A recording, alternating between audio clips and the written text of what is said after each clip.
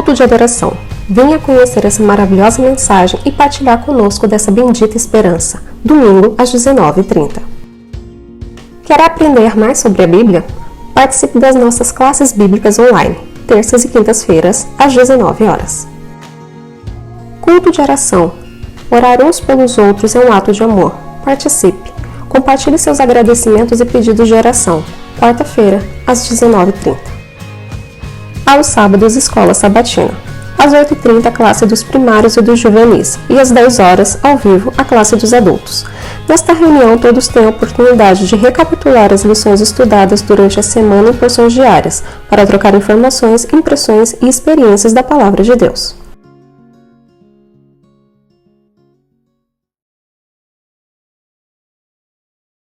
Muito bem. Boa noite novamente. Infelizmente, nessa quarta, temos vários eventos acontecendo aí ao mesmo tempo e, infelizmente, a internet realmente tem caído mais ainda. Apesar de estarmos com o máximo que é disponível aqui no nosso estado. Bom, mas enquanto a internet permite... Muito bem. Será que agora a nossa internet vai estabilizar um pouquinho? Que Deus possa estar nos ajudando nessa transmissão. Como eu falava ainda há pouco, hoje estão tendo vários eventos e nós estamos literalmente concorrendo com futebol, com lives de cantores, enfim. Mas eu convido você a orar para que a gente possa iniciar, que Deus possa estar nos confortando, nos orientando e nos ajudando. Feche seus olhos e vamos falar com Deus. Querido e bondoso Deus, obrigado, Senhor, porque mesmo diante de tantas dificuldades, mesmo diante desta pandemia, temos absoluta certeza que Tu tem nos fortalecido, nos mantido e nos guiado. Te pedimos perdão pelos nossos pecados, que Tu possa estar nesta transmissão, para que as pessoas, não só que estão ao vivo conosco, mas que irão assistir esse vídeo depois, possam ser tocadas pelo Teu Espírito Santo. Continue conosco, agora e sempre. É o que te pedimos em nome de Jesus. Amém. Bom, queridos, enquanto a nossa internet estabiliza um pouquinho, eu gostaria de convidá-los a meditar num louvor muito especial, um louvor que fala exatamente que maior do que qualquer problema é o nosso Deus. Portanto, vamos ouvir Maior que Tudo, para que o nosso coração se prepare, para que nós possamos não só externar os nossos pedidos, mas também os nossos agradecimentos e já nos prepararmos espiritualmente para a mensagem que o pastor Paulo Chaves irá compartilhar conosco daqui a pouco. Então já vá preparando o seu pedido, já pode escrevendo no Facebook e continue em oração para que Deus possa estar conosco, afinal de contas, maior que tudo é o nosso Deus.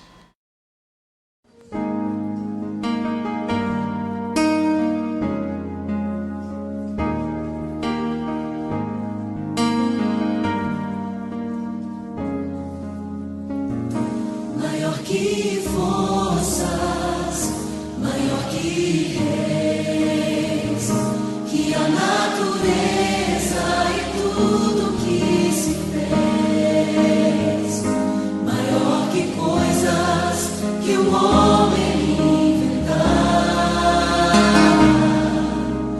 No princípio Deus estava lá, tirando do fundo do coração, maior que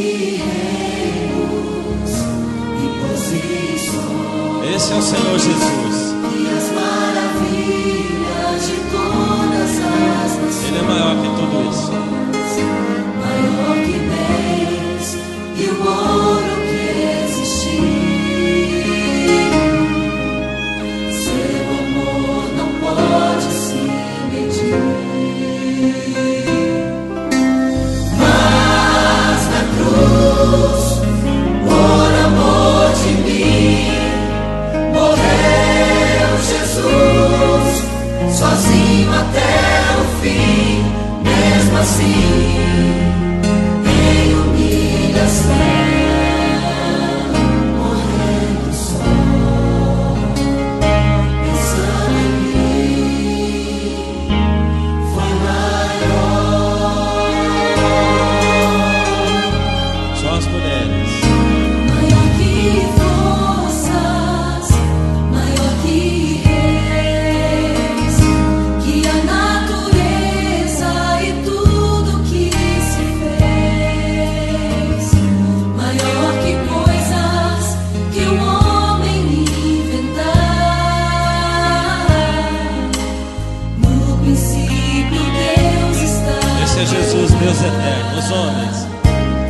maior que reinos e posições, que as maravilhas de todas as nações, maior que bens e o ouro que existir. Seu amor não pode se medir. Com coração.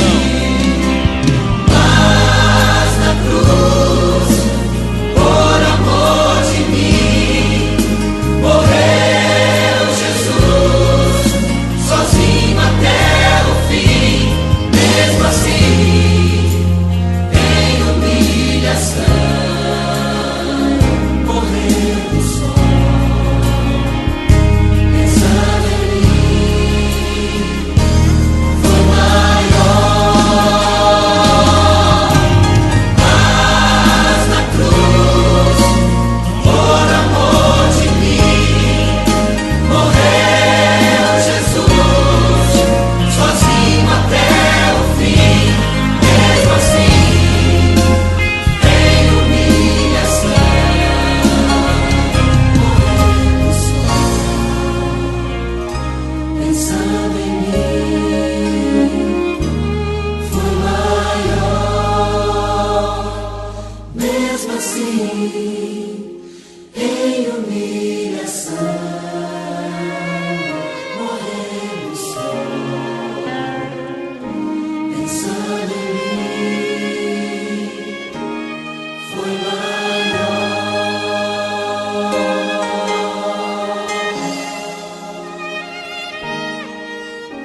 Amém. Esse é o meu Senhor Jesus.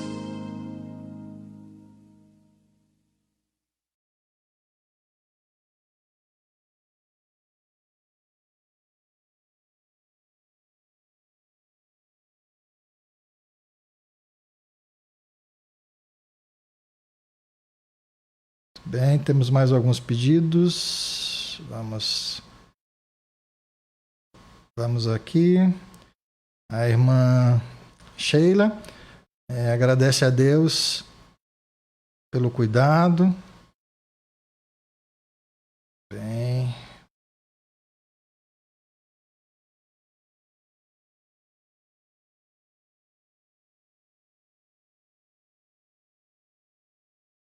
Irmã Mali pede para que Deus continue abençoando. Gostaria de pedir orações pelo senhor João Soares, que está se recuperando do Covid e sempre conta com as nossas orações. Com certeza, irmã, estaremos orando pelo senhor João Soares.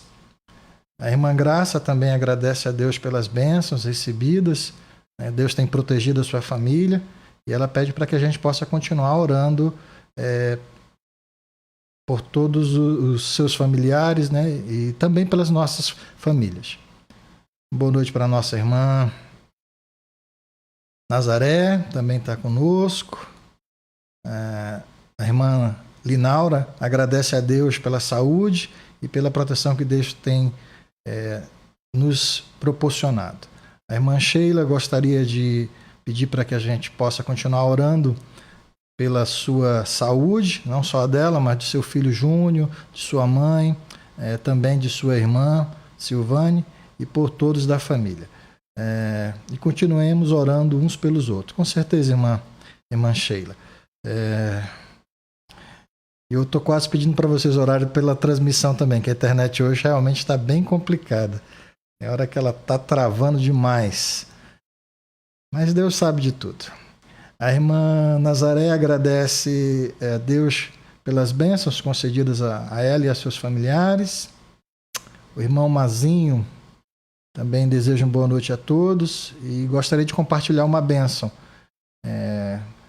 A irmã Pedrina, né? Ela esteve internada com Covid-19 e teve alta médica. Quem acompanhou conosco na semana passada e também no sábado, né, participaram, que a gente estava até fazendo uma campanha, né, para que pudesse ajudar de alguma forma ali, que eles pudessem passar por esse momento, né? Ela teve hospitalizada e ele avisa que, graças a Deus, ela já está curada. Pede que continue orando por ela, pela família, pois outros membros também estão com o vírus. O irmão Mazinho ainda pede para que a gente possa orar pela programação jovem do Caleb Web, que vai acontecer dia 17, dos 7 às 19h30, tanto pelo Zoom quanto pelo Facebook. É uma programação envolvendo todas as igrejas do distrito. Desde já, o irmão convida todos os irmãos que possam participar.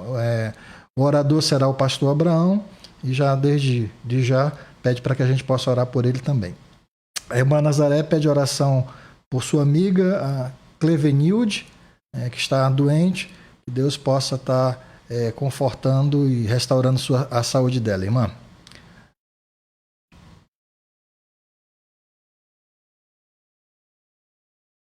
Muito bem, a internet voltou, nós já tivemos mais algum pedido.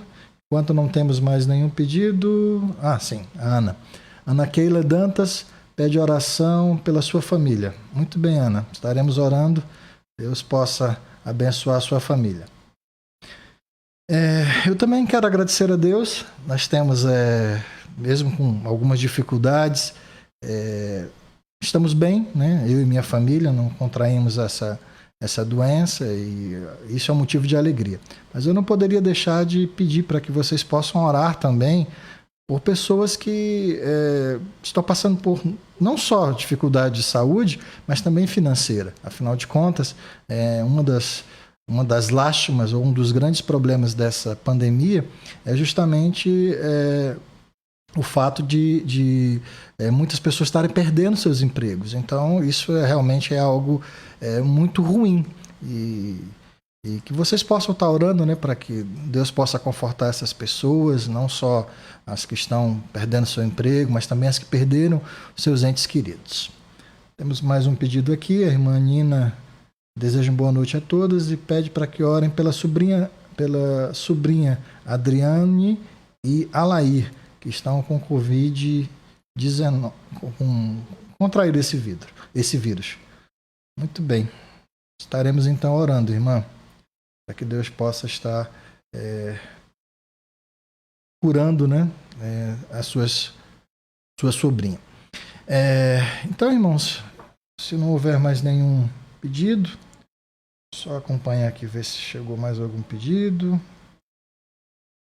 Gostaria de agradecer a todos que estão conosco, né, via Facebook, e em seguida estaremos também disponibilizando no YouTube, em função da internet que hoje não está boa.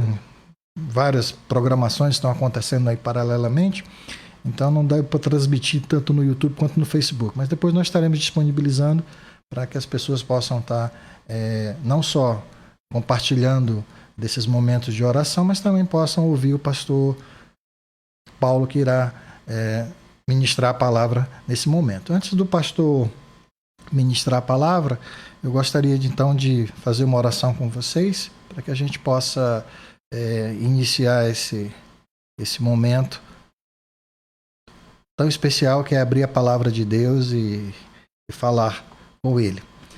Feche seus olhos e vamos mais uma vez orar. Querido Deus, te agradecemos, Pai, porque mesmo com tantos problemas, com dificuldades, ainda temos forças para acreditar que tudo isso, Senhor, é passageiro. Confiamos em Ti e por isso entregamos em Tuas mãos todos esses pedidos. Muitas pessoas passando por problemas de saúde em função principalmente desta pandemia, mas que o Senhor possa estar com cada um, Senhor. Confortar aqueles que de alguma forma estão enlutados e estão com o coração triste, Senhor, porque não fomos feitos para conviver com a morte. Por isso, que o Senhor possa confortar-nos, não só a nós, mas também a todas as famílias espalhadas por esse Brasil, que tem passado por dificuldades, não só de luto, mas também financeiras e outros tantos problemas. Sabemos, Senhor, que tudo isso são sinais que antecedem a Tua volta. Mas enquanto esse dia não chega, que o Senhor possa dividir um pouco do fardo, nos dar um pouco de paz e tranquilidade, mesmo que neste mundo isso é difícil, mas nós confiamos em Ti e sabemos que a verdadeira paz só nos será dada no céu. Por isso, Senhor, perdoa os nossos pecados, ajuda-nos a não cometê-los mais e, principalmente, nos prepara para o dia tão especial que é o dia da tua volta. Que o Senhor possa ficar com cada família que esteve conosco, agora também aqueles que estarão assistindo esse vídeo depois, que o Senhor possa entrar em seus lares e prover tudo o que é necessário para que eles possam se restabelecer e estar cada vez mais próximo de Ti.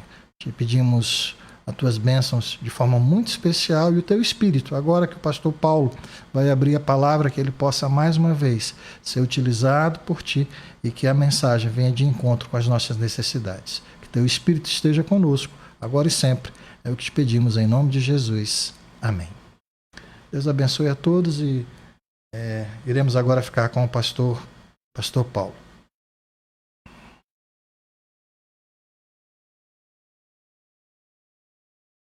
Olá, irmãos. É um privilégio poder estar aqui com vocês. Obrigado ao Cláudio pela recepção, pelas boas-vindas, né? E também um abraço carinhoso para o pastor Abraão, da sua família. Eu quero, nessa noite, de maneira muito especial, agradecer também a Deus pelo cuidado que Ele tem tido por mim, pela minha família, e pelo grande privilégio também de poder estar aqui com meus irmãos.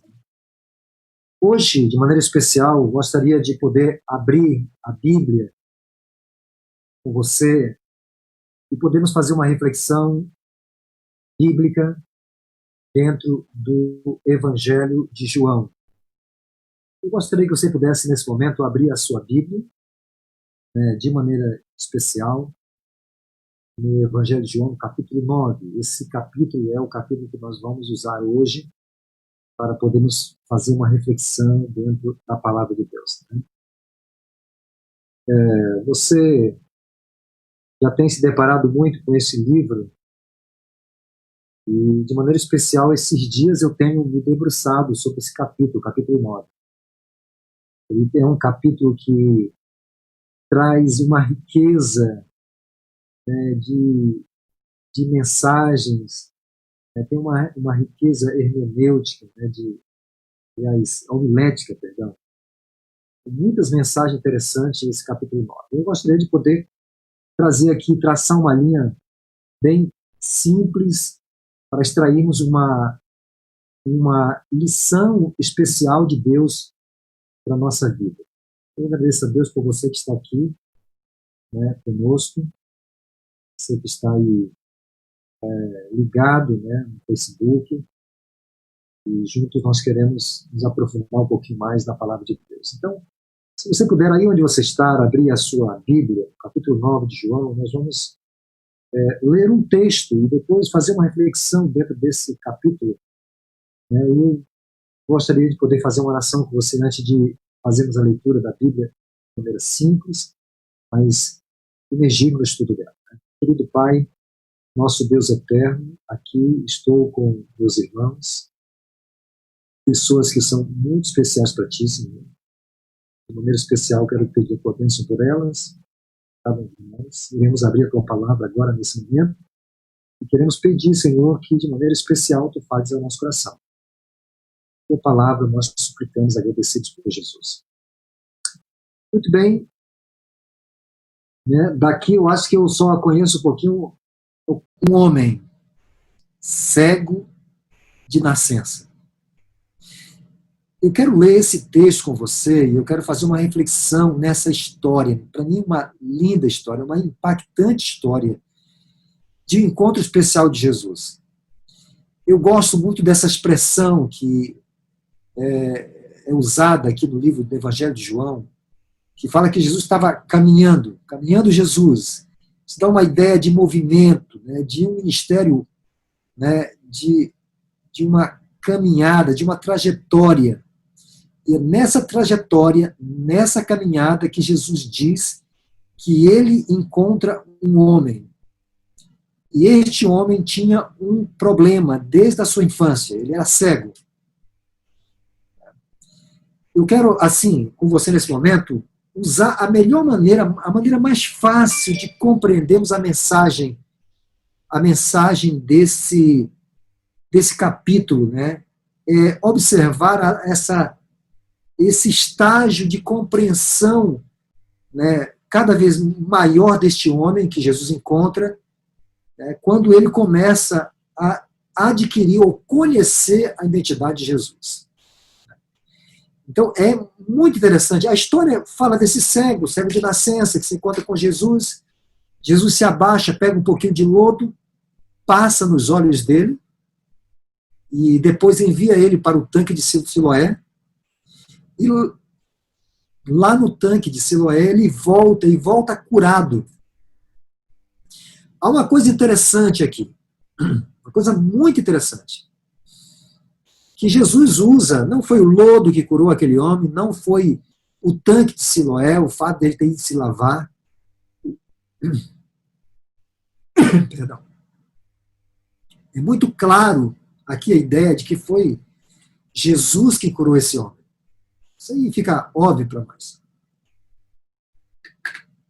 E a compreensão disso é o que nos chama a atenção, porque Jesus mandou ele para o tanque de Siloé. O tanque de Siloé significava enviado. O fato é que quando ele volta do tanque de Siloé, lavado, quando o lodo foi lavado, seus olhos foi lavado, a Bíblia diz que ele voltou curado. Mas ele não conheceu Jesus naquele momento. Então, ele recebeu um milagre, recebeu uma cura, mas ele não conhecia Jesus. Ele não viu Jesus. Ele não, ao abrir os olhos, não viu o rosto daquele que operaram um milagre na vida dele.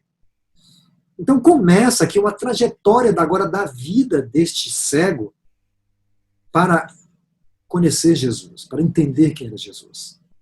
É um fato muito interessante, né? É não conhecer aquele que foi o autor do milagre na sua vida. Isso aconteceu com o cego que recebeu o milagre de Jesus. Então nós vamos caminhar aqui de maneira simples, na maneira como o cego, na sua trajetória, no estágio, né, da sua compreensão, ou da compreensão cada vez maior deste com aquele que havia efetuado o milagre na sua vida. Então, a Bíblia diz que ele volta do tanque de Siloé, ele não sabe quem curou, ele não se dá conta mais, né? Mas o que acontece agora é que ele volta para casa e as pessoas começaram a observar aquele homem que era cego e agora não era mais, que nasceu com aquela debilidade, com aquela dificuldade e agora não era mais. Imagina aquele homem que a vida toda, né, não via, não sabia o que era enxergar, o que era contemplar as cores, contemplar o céu, o colorido, mas agora conseguia ver tudo, porque fora restaurado a sua vida, a sua visão pelo Mestre, por Cristo Jesus. Jesus fez o milagre na vida daquele homem. Ele não conhecia quem era Jesus, ele não viu Jesus, mas estava impactado por tudo que ele via. Agora, tente imaginar comigo como era a vida desse cego, deste homem que cego de nascença. Ele não tinha motivo para se admirar, para se alegrar, ele não via as cores, ele não podia ver as pessoas, né? Imagine que ele tinha uma vida assim de semblante caído, mas agora as pessoas não reconheciam mais aquele homem.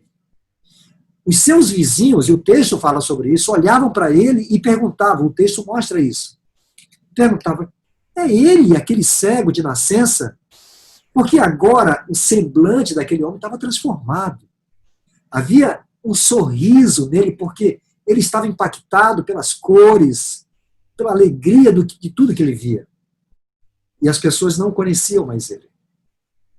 Os seus próprios vizinhos, diz o texto, se você ler a partir do verso 9, a partir do verso 8, diz que então os vizinhos e os que dantes o conheciam de vista. Então, até os seus vizinhos é que eles conheciam ele, né, apenas de vista, diz o verso 8. e conhecia ele como mendigo, perguntavam, ele diziam, e cara, não era esse aí que era aquele mendigo, né, que estava sentado pedindo esmola, e a Bíblia diz que uns diziam assim, eu acho que é ele. E outros diziam, não, não é ele, não pode ser ele, está muito diferente. Você pode entender o que um sorriso de alguém que recebe milagre de Jesus, o que ele pode causar, o efeito que pode causar na vida de outras pessoas. Você pode imaginar isso. Os seus vizinhos não o reconheciam mais. Aqueles que moravam tão próximo dele não conseguiam mais reconhecê-lo. Então, amigos, o que nós podemos perceber aqui é que o milagre traz diferença para a vida das pessoas. O milagre, ele traz cores para a vida das pessoas. E aqui nós encontramos o primeiro estágio da vida deste homem na sua trajetória para reconhecer a identidade de Jesus. Né? Então, o que a gente percebe aqui, no verso 11, diante das perguntas de todas aquelas pessoas que estavam próximo dele, né, o impacto que eles sofreram, a grande pergunta era, como te foram abertos os olhos? O impacto das pessoas foi esse, ao ponto de elas serem levadas a perguntarem, como foi que isso aconteceu? Então, aquele homem dá a primeira fase do seu estágio ao conhecer Jesus. Quando ele diz a sua resposta no verso 11, dê uma observada no verso 11, abra sua Bíblia e olhe o primeiro relato daquele homem. Ele conhecia Jesus apenas como um homem chamado Jesus. Era assim que ele conhecia Jesus. Um homem chamado Jesus. E ele conta a história. Esse homem colocou lodo, ungiu meus olhos, mandou eu ir para o tanque de Siloé, e eu estou enxergando. E a história daquele homem começou a ser propagada por muitos lugares da sua cidade, ao ponto que os fariseus, que os escribas, começaram a se interessar pela história daquele homem e chamaram ele para ouvir a história dele, porque eles entendiam que Jesus havia feito esse milagre. E então a Bíblia diz que os fariseus o interrogaram, que ele se explicou para os fariseus, para os líderes, escribas, e contou a sua história para eles, repetiu toda a história que ele havia contado muitas vezes. E os líderes religiosos não queriam ligar essa cura a Cristo, não queriam ligar essa cura, né, à pessoa de Jesus Cristo, enquanto eles fazem novamente, uma outra pergunta é feita a ele no verso 17, quando ele diz assim, de novo perguntaram ao cego, que dizes tu a respeito dele, visto que te abriu os olhos? Né? E a resposta do homem foi, no mesmo verso 17, que é profeta. Essa foi a resposta dele. Você percebe, antes ele apenas conhecia Jesus como sendo o homem chamado Jesus. Mas agora ele vive, agora na sua experiência, ao contar o seu testemunho para as pessoas, ao vivenciar o seu testemunho, agora ele apresenta Jesus não mais somente como um homem chamado Jesus, mas como um profeta. Parece que houve um crescimento, né? Um nível maior nesse relacionamento com Jesus. A história diz que os líderes religiosos não ficaram conformados com o que eles ouviram daquele homem que Jesus havia curado. Ele chama os pais dele e tenta confundir os seus pais. Os seus pais se sentem intimidados, né? Porque era muito difícil na época você publicamente reconhecer que Jesus, né, era um homem especial, era um homem divino. Era até perigoso diante das autoridades daquela época.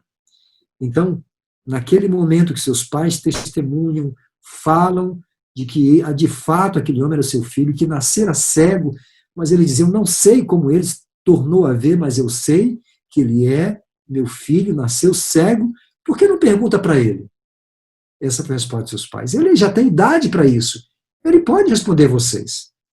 Então, a Bíblia diz que esse homem passa a um estágio, né, a outro estágio nessa descoberta, nessa busca, né, de conhecer sobre a identidade de Jesus. No verso 33, se você ler a sua Bíblia comigo, diz: se este homem não fosse de Deus, nada poderia ter feito. Consegue compreender você? Primeiro ele conhece Jesus como sendo o homem chamado Jesus. Depois, diante do seu testemunho, da sua vida, ele já chama Jesus de um profeta. Mas agora ele diz: este homem, ele é um homem de Deus, senão não poderia ter feito o que fez na minha vida. Ele me curou, ele me tornou, não é isso? Um homem capaz de poder enxergar. Eu nasci cego e agora vejo. E agora ele apresenta Jesus como sendo o homem de Deus. Eu imagino que aqueles dias na vida daquele homem não foram dias fáceis, foram dias difíceis, foram dias de muita perseguição, de muitas provas, de muitas lutas. Se você estudar o capítulo 9, você vai perceber que este homem foi duramente repreendido, perseguido, ele passou por duras provas, ele teve a sua vida com um risco de ser preso, por testemunhar pelo nome de Cristo, por defender o nome de Cristo. Diz ali o Espírito de Profecia que quando os líderes religiosos estavam tentando confundi-lo, a Bíblia diz que em algum momento os líderes dizem: olha, não foi Jesus que fez esse milagre, Deus foi capaz de fazer esse milagre na sua vida. Porque você está falando de alguém que fez essa cura no dia de sábado, ele é um pecador não pode fazer um milagre. Então ele chamou aquele homem curado por Jesus e disse assim: olha, a partir de hoje diga que quem curou você foi Jesus. Foi uma ordem que eles deram. E aquele homem começou a testemunhar a respeito de Jesus, a confirmar o milagre que havia recebido através de Jesus. Por isso ele disse a palavra: se este homem não fosse de Deus, nada poderia ter feito. E a Bíblia diz que eles retrucaram, dizendo: tu és nascido em pecado, e nos ensina a nós, e a Bíblia diz que ele foi expulso do templo. Você faz ideia o que é ser expulso do templo, meu querido? Quando alguém era expulso do templo, o tempo mínimo de uma expulsão do templo era de mais ou menos 30 dias.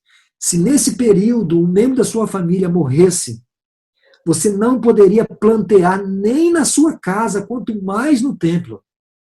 Se nascesse um filho na sua família, você não poderia levá-lo para circuncidá-lo, muito menos para ser apresentado na igreja. Então perceba que a exclusão, a expulsão, ela denotava, não é isso, um momento muito difícil da vida. Então, a vida daquele homem não foi fácil. Não foi fácil. Ele foi perseguido, provado. E todas as pessoas que eram expulsas do templo, elas recebiam uma carga muito pesada em cima delas. Porque todas as pessoas olhavam para ela como sendo alguém castigada por Deus. Alguém sendo punida por Deus. A expulsão do templo tinha uma carga muito pesada sobre aqueles que recebiam essa punição. Você lembra que lá no início, segundo verso, os discípulos fazem uma pergunta para Jesus. Quem pecou? Foi ele que pecou ou foram seus pais para que ele pudesse ser cego de nascença? Jesus repreende os discípulos de maneira prática, corrige essa distorção que existe, né, nos discípulos. Jesus tem a intenção de corrigir isso, porque ele corrige o problema dele, mostrando que Deus não pune, pelo contrário, Deus derrama a sua misericórdia. Foi o que ele fez com aquele cego. Ele recebe a sua misericórdia, a misericórdia de Deus, é curado, e Deus, Cristo, tenta desfazer essa ideia de que o mal, né, o pecador ou o pecado é punido ainda nesta vida por consequência de uma ação, ou seja, que o sofrimento, né, isso recebe a punição de Deus. Então, Deus já tinha corrigido isso com a história de Jó na vida dos judeus, mostrando que todo o autor do mal é Satanás e as suas hortes. Deus já tinha corrigido isso, e essa era uma lição que Deus havia dado, mas havia uma intenção de Satanás de desvirtuar a verdade de Deus e tentar culpar a Deus pelo mal que todas as pessoas passam, pelo sofrimento. E não é isso que a gente percebe nos dias que nós vivemos ainda. Satanás distorceu a verdade da transgressão da lei de Deus, né? E como somos culpados, como dirigindo para Deus, o autor do castigo, de todo o mal. A vida de Jó é uma lição poderosa que Deus havia concedido para que os judeus pudessem entender que todo o mal procede do grande inimigo de Deus. Mas Satanás conseguiu semear essa ideia no coração dos judeus. E essa era a intenção para que eles pudessem rejeitar Jesus, não receber Jesus. Por isso que Jesus não tinha o discurso do Messias. Jesus sempre dizia, ao invés de eu sou o Messias, que vim para este mundo, Jesus dizia, eu sou a luz do mundo. Por que ele não dizia, eu sou o Messias? Ele dizia, eu sou o sal da terra. Por que ele não dizia, eu sou o Messias? Ele dizia, eu sou o pão da vida. Porque Jesus fugia desse discurso que estava eivado de ideias que Satanás havia semeado para que ela pudesse surtir frutos e essas ideias pudessem levar o povo a rejeitar Jesus, e foi exatamente isso que aconteceu. Aquele homem carregava esses fardos na sua vida.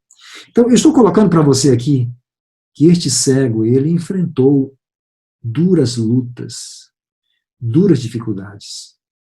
E essas lutas foram tão difíceis, né, para ele, mesmo recebendo a misericórdia de Deus, sendo curado por Deus, né, que a Bíblia diz que Jesus ouviu a história daquele cego, depois de ter sido interrogado, né, depois de ter sido maltratado, depois de ter sido, né, expulso do templo.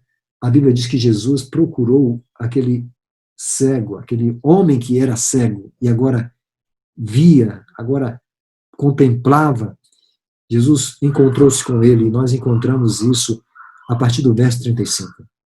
O verso 35 diz, ouvindo Jesus que o tinham expulsado, encontrando-o, lhe perguntou, olha o que Jesus fez, Jesus soube da história dele, de que ele havia sido expulso, e tudo que ele havia passado, Jesus teve o desejo de encontrar e conversar com ele. Jesus faz a seguinte pergunta para ele,